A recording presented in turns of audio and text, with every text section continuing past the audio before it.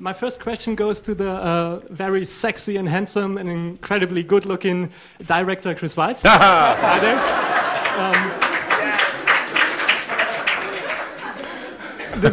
I'll see you later. Well, what I like is that people laugh so hard at that remark. I'm Chris Weitz, director of New Moon, and this is Nikki Reed, who plays. Christ, what's the name of your character? I would prefer if the questions could be screamed, though. I've never been to Comic-Con before. Really what I want to do is slip under the radar and geek out for about an hour. There's a nefarious plan because they're showing Twilight again this evening. I think it'll suck up all the Twi fans, and I'll be able to kind of mingle amongst my fellow geeks undetected. But I don't really know what 7,000 Twilight fans in one room is going to sound like or look like, to be honest. What if they get mad at us? I know, what if we answer incorrectly? Yeah. I kept myself away from the internet while we were shooting so that I didn't get into arguments with 13-year-olds in Norway. Some of them are very intense in their reactions. Sort of cyclonic, exponential fanaticism. Okay, we have a test for you to see how much you really like Twilight. If you answer a question correctly, you will get an amazing prize. Where do the Volturi live? Oh god, they're gonna get it right. Volterra. Yes! Homemade cakes. Cakes. Fantastic. Cakes. Milk crepe. Oh, that was good. There were hundreds of fans there. It was great. As a matter of fact, people applauded after every take, which is unheard of. It was like doing theater or something.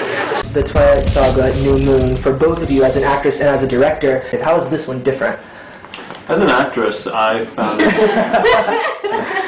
Is it fair to say then that the wolf pack has like the newer, fresher doggy style? Is that fair to say? They're always just sipping gin and juice. I mean, there's what I think every fan of the books would want. A lot of male upper body nudity. some cabbage for your cabbage. Thank you for that. People ask me, like, why are they always running around without shirts on? I'm like, it costs money to buy t-shirts. These guys are not making bank. I'll start with the first question. Would you rather be imprinted on by a werewolf or be a vampire but never find true love? Yeah. I'd rather be imprinted on by a werewolf. Yeah, so would I. Okay, fair enough. I'm glad we're getting to the bottom of this stuff. It could happen. They're like two gangs, you know. It's like the Bloods and the Crips. Totally. The Cullens and the Wolfpack. Just waiting for a drive-by. There's no such thing as too many vampire movies. Apparently not. And of any genre, TV, wacky sitcom. Exactly. I'll take it. What happens to the average family when a vampire moves in? I'm calling them VILFs. VILFs. Totsies, yes. In this film, Wolfpack has no bitches. Yeah, I know. Woof. Also, when they do get a girlfriend, they accidentally rip off half her face. I hate it when that happens. I know. How close did it happen that Taylor wasn't going to be brought back? When I met with him, I took off my shirt and I said, "You've got 2 months to look this good."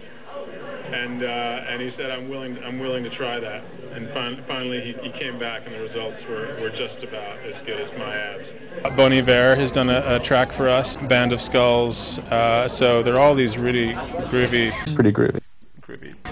Groovy. You can tell that I'm hip, right? Because I use 60s expressions. Yeah. So What was the funniest memory you have on set? I think it was seeing me walk on set every day. Pretending to be the director. I grew attached, because we shot a lot of scenes in the forest, to having a stick on hand, kind of like Gandalf the wizard, under the assumption that would give me an air of authority, which it absolutely didn't. Were there any injuries on set? There were several injuries. I think I was injured. You made it very easy for me not to be injured. Thank you. We tried to work around your physical incapacities. Taylor did every single stunt, and Rob just sort of stood there looking good, really. I know Kristen got injured. She injured her little ankle. Kristen went down with sprained ankle. My pride was injured several times when like just nobody gave a crap about me. I just wanted to meet you guys. No deaths. I'm very proud of that.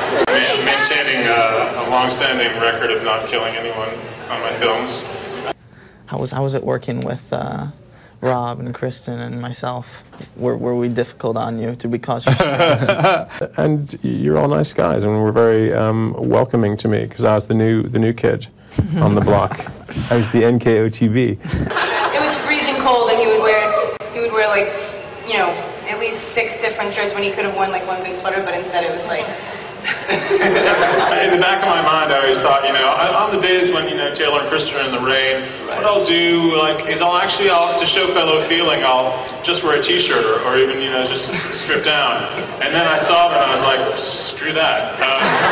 It's really cold, so give me some extra layers. Well, if it's okay if I take if just this white shirt is all right. I know it's bad for. What's it like working with a different director? Feel free to just say anything you like. Don't worry about my being here. It's like another.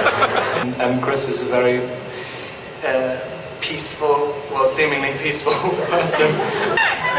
Chris is sort of the perfect guy to have done this. Considering what I had to go through in the movie, he's one of the most like compassionate, like.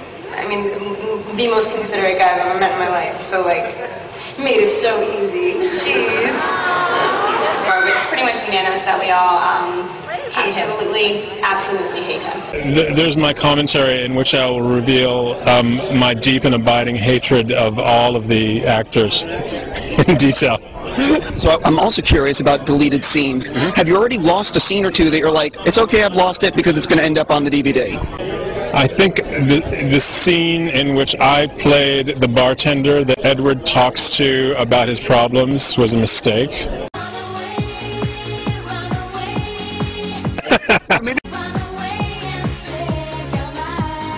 But I did actually joke with Rob that I wanted a scene where, like, you know, when he's away, we wanted to get in touch with him, and I would be, like, swabbing the bar, and he'd be talking with me about his problems. You know, I'd be like Joey the bartender. Inevitably, there'll be bits of dialogue that may have been cut out, so that I imagine you can view an expanded version of it, or what I like to call the boring version. If you could pick the brain of one fictional character, who would you choose and why? Flounder from The Little Mermaid. Wow. And why? Why Flounder? Yeah. You know, it must be difficult to be a talking fish. Yeah. With both eyes on one side of your head. Oh, actually, no, the crab. The crab would be... Or is it a lobster? I can't remember. There's a crab. I know, the crab is called Sebastian. Yeah. It's Sebastian the singer. Sebastian. It's a great singer. It's like, you know, how did you... That was so stupid. Oh, Sebastian. No, it's because Taylor and my kid have a groovy friendship. His kid's name is Sebastian. I'm not. Yeah. Oh, singing crab. Yeah, exactly. Thank you, Robert. Thank you, Taylor. This has been interesting. Thank you, Chris, for joining us. You're welcome. Based upon words that I've told my 2-year-old he cannot use, he's come up with the term "godfuck." So this is one godfuck of a movie. See, now it's going to go on fan sites, and people are going to Twitter about it. I'm going to be in big trouble.